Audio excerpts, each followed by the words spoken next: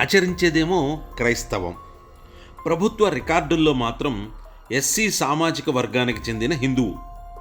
అంతటితో ఆగకుండా తన ఎస్సీ సర్టిఫికేట్ అడ్డం పెట్టుకుని రాజకీయ ప్రత్యర్థులపై ఎస్సీ ఎస్టీ చట్టం కింద కేసులు పెట్టడం మొదలుపెట్టాడు పశ్చిమ గోదావరి జిల్లాకు చెందిన కోన జోసెఫ్.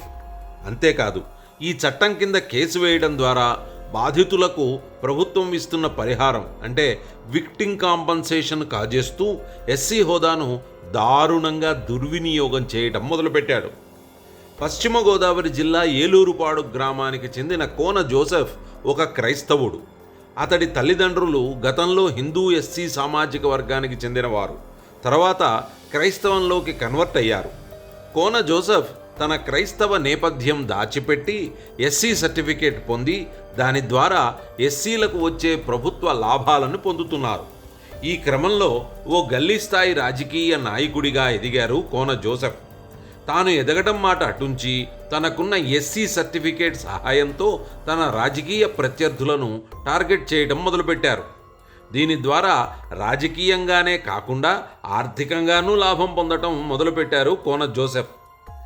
ఎస్సీ ఎస్టీ అట్రాసిటీ యాక్టులోని కేసుల్లో ఎస్సీ సామాజిక వర్గానికి చెందిన బాధితులకు ప్రభుత్వం విక్టిమ్ కాంపెన్సేషన్ పేరుతో అందించే పరిహారాన్ని కోన జోసెఫ్ దాదాపు యథేచ్ఛగా స్వీకరిస్తున్నట్లు సమాచారం.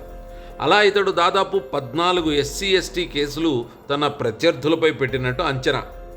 ఇదే ఊపులో కోన జోసెఫ్ ఈసారి ఏకంగా ఉండి ఎమ్మెల్యే కనుమూరి రామకృష్ణంరాజునే టార్గెట్ చేద్దామనుకున్నారు. వైసీపీ అధికారంలో ఉన్న సమయంలో నరసాపురం ఎంపీగా ఉన్న రఘురామకృష్ణంరాజుపై ఎస్సీ ఎస్టీ కేసు పెట్టాడు. 100 గొడ్లను తిన్న రాబందు ఒక్క గాలివానకు నేలరాయనట్లు రాజుగారితో ఢీకొందామని ప్రయత్నించి చివరికి తన ఎస్సీ సర్టిఫికేట్ రద్దు అయ్యే పరిస్థితి తెచ్చుకున్నాడు. రాజకీయ ప్రేరణతో తనపై కేసు పెట్టిన కోన జోసెఫ్ ఓ క్రిస్టియన్ అని గ్రహించిన డిప్యూటీ స్పీకర్ రఘురామకృష్ణంరాజు దీన్ని రుజువు చేసే పనిలో పడ్డారు. ఈ క్రమంలో కోన జోసెఫ్ పుట్టుపూర్వోత్తరాల చిట్టా మొత్తం సంపాదించారు. కోన జోసెఫ్ చదివిన స్కూలు, ఆ రికార్డుల్లో అతడు క్రిస్టియన్ అని ఉండటం, అతడి ఇంట్లో వేలాడదీసిన యేసుక్రీస్తు చిత్రపటాలు, అతడి తల్లిదండ్రుల అంత్యక్రియలు క్రైస్తవ పద్ధతిలో నిర్వహించటం మొదలైన ఆధారాలన్నీ సంపాదించిన డిప్యూటీ స్పీకర్ రామకృష్ణంరాజు అతడి ఎస్సీ హోదా రద్దు చేయాల్సిందిగా పశ్చిమ గోదావరి జిల్లా కలెక్టర్కు ఫిర్యాదు చేశారు.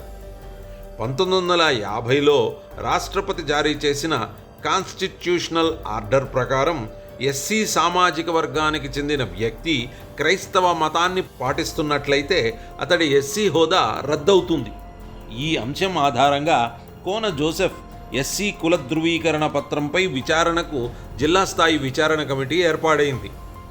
జాయింట్ కలెక్టర్ ఆధ్వర్యంలో అతడి ఎస్సీ హోదా ధృవీకరణపై జరిగిన విచారణలో కోన జోసెఫ్ క్రైస్తవుడు అని తేలింది.